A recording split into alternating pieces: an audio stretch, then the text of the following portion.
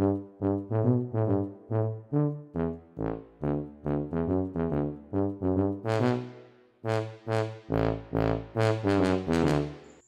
pwede magtanong? Oh, Bogart. Sige, ano yun? Bakit 75 lang yung grades ko sa subject nyo? Kompleto naman ako ng ipinasang requirements. Teka lang. Tignan ko records mo. Oo nga, ano? Ikaw lang ang kompleto sa record. Ang mga score mo sa written works, 7/50, 4/20, 10/25, 8/30, at 0/20. Ang score mo naman sa mga performance tasks, 71/100 at 73/100.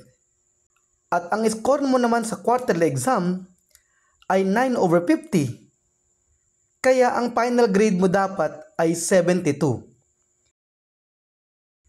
Dahil anak ka ng principal, kaya ako ginawang 75.